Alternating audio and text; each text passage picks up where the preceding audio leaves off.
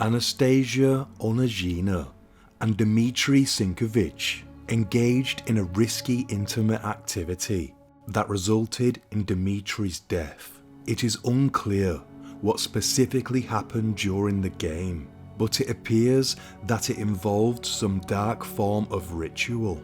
For most people, this is where the story would end, but what Anastasia did next is beyond comprehension.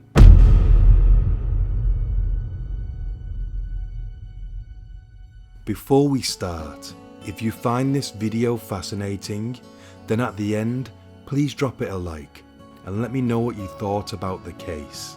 It helps the channel. Also, don't forget to hit subscribe for more. Thank you. The quiet streets of Oryol, Western Russia, were rocked by a shocking and gruesome case that sent shivers down the spines of the locals. 21-year-old student Anastasia first claimed that she found her boyfriend Dmitry, 24, dead in their apartment. Most of us at this point would phone the emergency services, but something drove Anastasia to commit the heinous act of butchering her boyfriend's body. Dmitry was a former conscript soldier in the Russian army and also a former police officer. At the time of his death, he had been working as a barman. Both Anastasia and Dmitry had extreme tastes in the bedroom. They both shared an interest in the occult and took part in perverse intimate games with one another. And neighbours complained about them because of the frequent orgies held by the couple and the loud party-like atmosphere that would continue for hours during these sessions.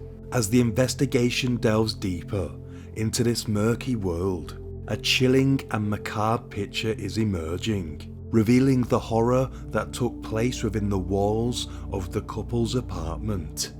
Dmitry posted satanic images on his social media account, along with personal images of him and Anastasia.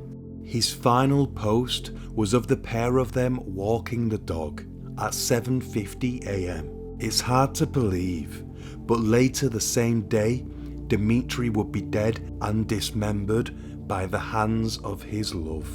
It was later revealed in court that he had died from asphyxiation during a rough, intimate session in the apartment, but it still doesn't explain to me why Anastasia would go on to do what she did.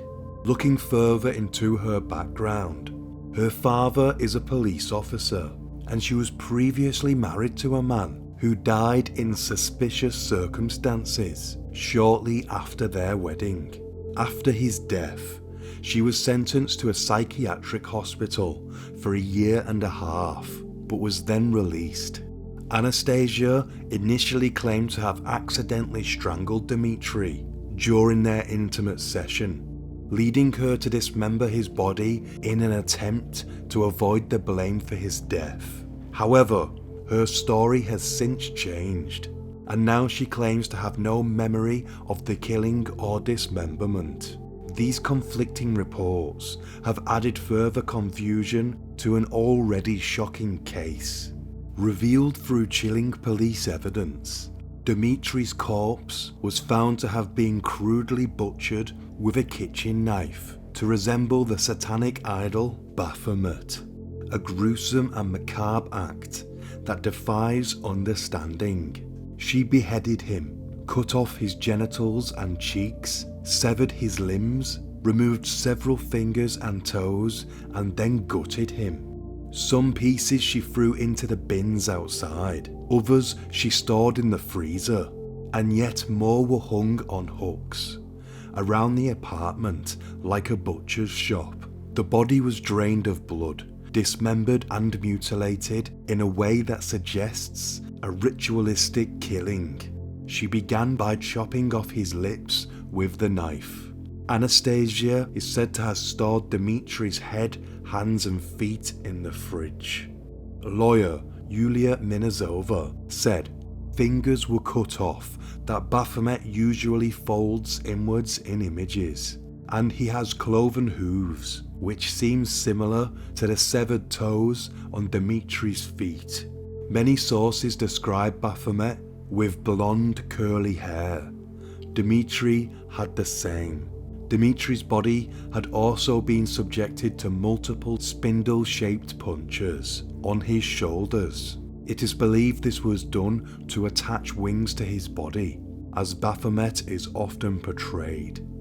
The mutilation was not just practical, it was creative, indicating that it was done to carry out a ritualistic sacrifice, rather than the practical act of disposal, as Anastasia had first claimed. The murder also took place on the last night for sacrifice in the lunar cycle. A neighbour who saw inside the flat after the death said, "I managed to see how it was. His meat was hanging on the hooks, but they did not allow me to stop and look too closely. His hands and feet were in the trash, guts in a package in the refrigerator, and fingers scattered all over the apartment." Nina, Dmitry's stepmother, described how the young man's corpse was dismembered into that many pieces that even the experts said it resembled putting back together a puzzle.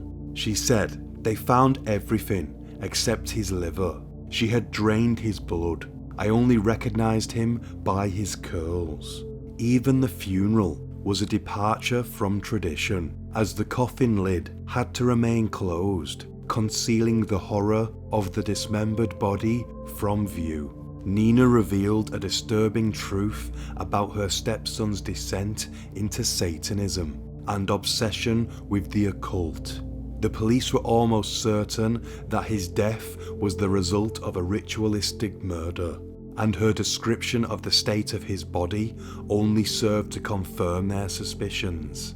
She said his jaw was clenched tight, a sign of the excruciating pain he suffered during his final moments. Nina also said that she thought Anastasia felt a sense of accomplishment, as if she was saying, "Yes, yes, I did it and I will answer for it." At some stage, Anastasia had left the apartment to buy bleach and clean the flat so thoroughly that police could not find any fingerprints. Whilst in the midst of dissecting her boyfriend's flesh, her sister, Ksenia, called and asked what she was up to. Chillingly, Anastasia replied, "I'm dismembering my boyfriend." As soon as the call was over, Ksenia went over to the flat, where she discovered the gruesome crime scene. She immediately told her police officer dad, who got the authorities involved. Anastasia was quickly arrested. A judge imprisoned her for 10 years. She was convicted of accidental death and abusing the body of the deceased.